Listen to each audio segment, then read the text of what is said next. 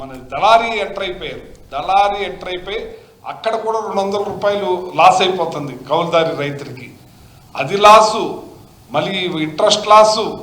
ఇది ప్రతిదీ కూడా మూలికే నక్క మీద తాటికాయ పడ్డట్టుగా ఈ కౌలుదారి కార్డు లేకపోవటం వల్ల మరి కౌలుదారి రైతు చాలా బాధ, నరకం అని చెప్పి సందర్భంగా తెలియజేస్తున్నాయి. ఏ మాత్రం కూడా ఈ కూటమి ప్రభుత్వం అస్సలు ఆలోచనే చేయకుండా, మరి ఇంత గతంలో చెప్పేవారు వ్యవసాయం దండగా అంటాడు చంద్రబాబు నాయుడు ఎప్పుడే నీకు వ్యవసాయం దండగా అదే కనపడుతుంది. అదే రీతిలో వాళ్ళ పాలన ఉంది.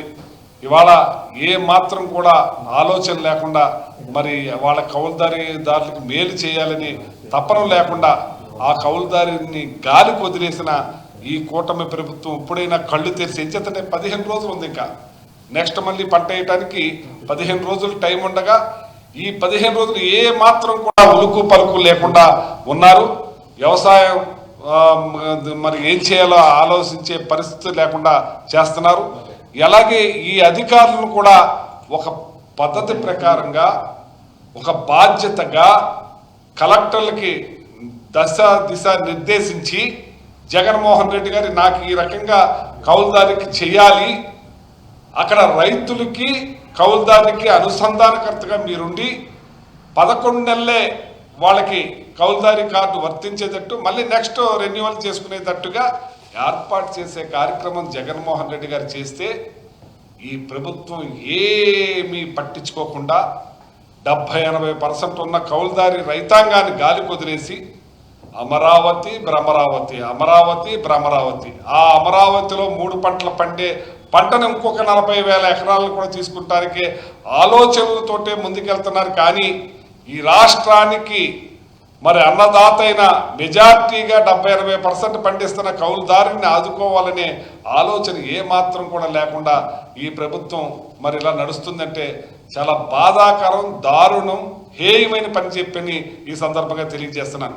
ఇవాళ రైతాంగం ఎక్కడికి వెళ్ళినా సరే అలో లక్ష్మణ ఎవరికి చెప్పుకోవాలి? ఎమ్మెల్యేనా కనపడ్డు, అధికారులా ఏం చెప్పినా చెవిలో శంఖమూదినట్టే. ప్రభుత్వం ఏమీ పట్టించుకుంటుంది. ప్రభుత్వం పైనుంచి బాధ్యతగా పట్టించుకుని చంద్రబాబు నాయుడు గారు ముఖ్యమంత్రిగా దీని మీద మీటింగులు పెట్టి రైతాంగాన్ని లాస్ట్ గింజ వరకు కొనాలనే ఆలోచన లేదు. ఇవాళ మా ఓన్లీ వెస్ట్ గోదావరి జిల్లా తీసుకుంటే 10 లక్షల మెట్రిక్ టన్స్ ధాన్యం పండింది. దాంట్లో 6 లక్షలు టార్గెట్ ఇచ్చారు. మళ్ళీ మొన్న రైతులందరూ గొడవ చేసి రోడ్డెక్కి మరి మా ఈస్ట్ గోదావరి కానీ ఇక్కడికైనా గొడవ చేస్తే ఇంకొక 1 లక్ష పెంచారు. మరి 3 లక్షల పండిన ధాన్యం ఎవరికి అమ్ముకోవాలి? ఎక్కడికి వెళ్ళాలి? ముందొచ్చిన రైతులు అమ్మేసుకున్నారు. తర్వాత రైతుల పరిస్థితి ఏంటని నేను అడుగుతా ఉన్నాను.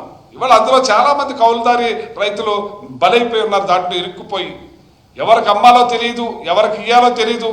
ఇదే జగన్మోహన్ రెడ్డి గారి ప్రభుత్వంలో మీరు తడిసిన ధాన్యమైనా, మొక్క మొలిసిన ధాన్యమైనా, మొక్కైన ధాన్యమైనా లాస్ట్ గింజ వరకు కొనిపించండి, రైతులకి అండగా నిలవాలి మనం అని చెప్పి మాకు అన్ని ఆదేశాలు ఇచ్చేవారైనా